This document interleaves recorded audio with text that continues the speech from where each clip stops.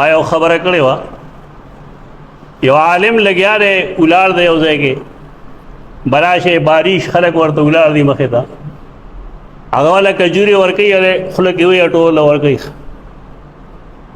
نو پای ما رد کړو چې دا جایز نه دی.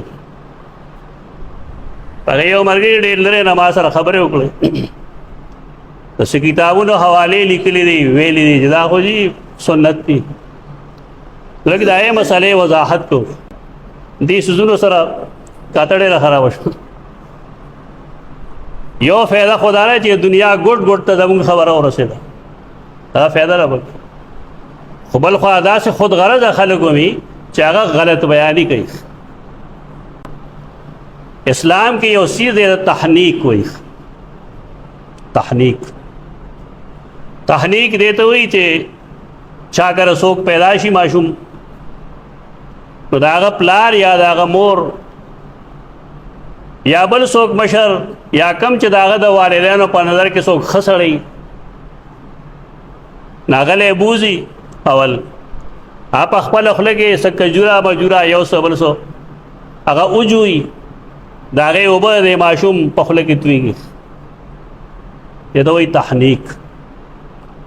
دا سنت عمل دی، دا به چا له کولی شي؟ ګیرې والا سړي له که نه ماشوم له؟ ما چې کومه خبره کړې تحنیک نه دی که نه؟ هغې چې کوم کار کوي خو ټول لوی لوی خلک دی، باریش خلک دی، پټکي په سر دی، خوله کې کجوروي هغې له ورکوي، هغې جیب کې اچوي. دا څه لپاره؟ برکت لپاره. تحنیک جدا چیز دی او تبرک جدا چیز دی. دا څه خلط مبحث کوي. بیا یې لیکلي چې البدایه والنهایه کې ابن کثیر لیکلي دي چې عمر بن خطاب رضی الله عنه حسن بصری له تحنیک کړو. تحنیک خو موږ منکر نه کوي، تحنیک جدا چیز دی. تحنیک د ماشومانو کولی شي او پای کې شرط دی. دې کتاب دا ما راوړی دی، په دې وجه دا راوړی چې هغه حواله دې لیکلې ده. دې ته وایي الموسوعه الفقهیه الکویتیه، غټ کتاب دی. دې دا جلد دی لسم، په دې لسم جلد کې صفحه 276 277 کې هغه تحنیک خو ویلي چې تحنیک او تحنیک او تحنیک. خو سوال دی چې تحنیک به چا له کولی شي؟ آیا په مونږ کې یو کس ته دی لایق دی چې مونږ هغه له تحنیک وکړو؟ تحنیک مولود له کولی شي. مولود معنی نوی پیدا شوی. دې لیکي دی 276 کې چې من معانی التحنیک فی اللغة ان یدلک بالتمر حنک الصبی من داخل فیه بعد ان یلین. یو سړی خپله خوله کې کجوره واچوي، نرمه کي، هغې نه وروسته یې د هغه تالو ته نږدې کي او بیا د هغه خوله کې نچوړ کړي. دې ته وایي تحنیک. دا چا له کولی شي؟ دا بالغ له څوک نه کوي. دا بالغ دپاره حکم دی. الصبي لفظ دی په دې کې. دا دوکه کوي خلک، بحث ګډوډوي. دا ماشوم له وکړه، ګیرې والا نه مه کوه. ګیرې والا به دې څه کوي؟ ماشوم دی چې هغه خوله کې خوري. بیا دې لیکي چې التحنیک مستحب للمولود. دا څیزونه دې پټ کړي دي، بس عبارت دی چې تحنیک مستحب دی. للمولود وسره ولیکه که دوکې کوي ظالمان. تبرک دا د قیاس مسله نه ده، قیاس عقلي مسلې ته وایي. د تبرک تعلق عقیدې سره دی. عقیده به په قرآن او په حدیث ثابت دی، په دې نه ثابتېږي. دا تحنیک ځان له څیز دی. بیا دی لیکي د صحیحین حدیث یې پیش کړی دی. بیا وایي مولود چې کوم دی هغه له به تحنیک کولی شي کجورې باندې لما ورد عن اسماء رضی الله عنها. بیا حدیثونه پیش کړي. یو لوی امام دی هغه ته امام نووي وایي، د صحیح مسلم شارح. هغه کتاب یې تقریبا 50 جلد دی. دا کتاب یې تا راوړی دی. د دې په 9 جلد کې صفحه 499 کې د موږ ته خبره کړې ده چې تحنیک څه شی دی. 499 دی دا مسله کوي باب العقیقه کې.